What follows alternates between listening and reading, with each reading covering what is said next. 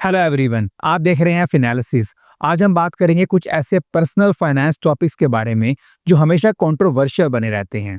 ये जो टॉपिक्स हैं सिर्फ फाइनेंशियल कैलकुलेशन से ही रिलेटेड नहीं है, बल्कि इनके पीछे हमारी सोच, हमारी वैल्यूज और हमारी कल्चरल बिलीफ्स भी जुड़ी हुई होती हैं।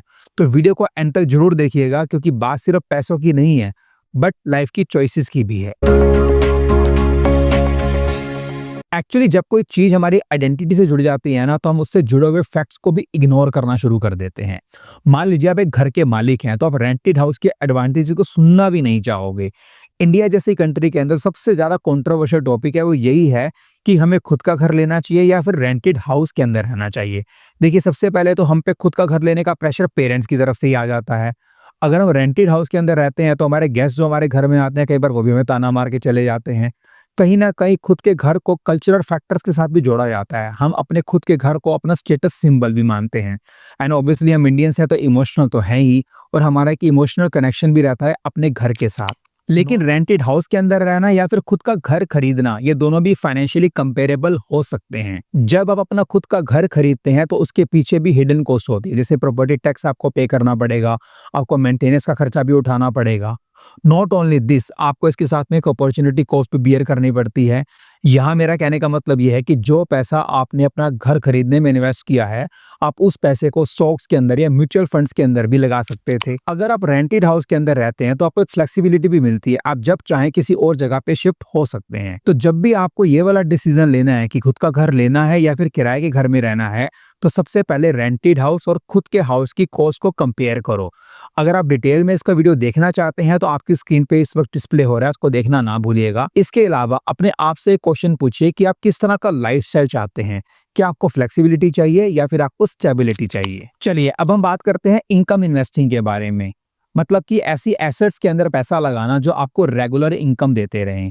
इंडिया के अंदर इनकम इन्वेस्टिंग बहुत ज़्यादा पॉपुलर है, और इस पर्टिकुलर केस के लिए ज़्यादातर लोग उस जगह पे इन्वेस्टमेंट करते हैं जहां पर उनको डिविडेंड के तौर पे इनकम मिलती रहे। इस तरह का जो इन्वेस्टमेंट है रिटायरीज काफ़ी ज़्यादा प्रेफर करते हैं। उनको ये लगता है कि जो डिविडेंड होता है वो तो फ्री मनी होता है, और वो उनको रेगुलर इनकम की तरह ट्रीट करना शुरू कर देते हैं। उनको ये भी लगता है कि जो डिविडेंड है वो एक तरह का इंटरेस्ट है just to manage their expenditure.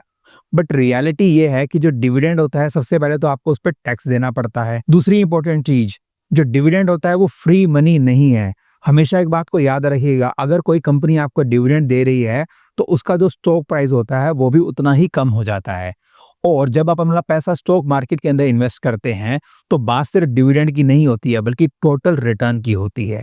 जब मैं कहता हूँ total return, I mean to say आपको कैपिटल एप्रिसिएशन प्लस डिविडेंड दोनों को कंसीडर करना होगा। अब हम बात करते हैं फायर की। इसकी फुल फॉर्म होती है financially independence and retire early. Means इतना पैसा इकट्ठा कर लो कि जल्दी से जल्दी रिटायर हो सको। इंडिया के अंदर एक कॉन्सेप्ट धीरे धीरे डेवलप हो रहा है, but it is very hard to execute, क्योंकि हम लोगों पे बहुत ज़्यादा रिस्पॉन्सिबिलिटीज रहती हैं, जैसे पेरेंट्स की देख रेख करना, बच्चों की एजुकेशन एटसेट्रा। अगर अब हेल्थ केयर की बात करें तो बहुत ही ज़्यादा अनप्रिडिक्टेबल है इंडिया के अंदर, बहुत ज़्यादा कॉस्टली भी है हमारे लिए। सोशल सिक्योरिटी सिस्टम तो अभी तक डेवलप ही नहीं हुआ है। तो यहाँ पे क्या करना होगा, अपने आप से आपको एक क्वेश्चन पूछना पड़ेगा कि आपके लिए फायर क्या है, कितना पैसा आपको चाहिए रिटायरमेंट के टाइम पर, और आप किस उम्र के अंदर रिटायर होना चाहते हैं। आपको हमेशा याद रखना है कि अपने फ्यूचर के लिए अपने प्रेजेंट को स्पॉइल करने की जरूरत नहीं है। दोनों में बैलेंस बना के रखिए, और अपने आप से एक मोस्ट इंपॉर्टेंट क्वेश्चन जो आपको पूछना है कि रिटायरमेंट के बाद किस तरह की लाइफ को आप जीना चाहते हैं। क्या आप ट्रैवल करना चाहते हैं, कुछ नया सीखना चाहते हैं, या फिर कुछ सोशल सर्विस के अंदर इन्वॉल्व होना चाहते हैं। जब आपके पास इन क्वेश्चंस का जवाब होगा तो आपका फायर आपके सामने पड़ा हुआ मिलेगा। मुझे उम्मीद है कि आपके लिए ये वीडियो बहुत ज़्यादा हेल्पफुल था। अगर आपको वीडियो अच्छा लगा है तो उसको लाइक करें, शेयर करें। अगर चैनल सब्सक्राइब नहीं किया तो please hit the subscribe button. अगर आपके मन में कोई भी क्वेश्चन है आप मुझे कमेंट बॉक्स में लिख सकते हैं।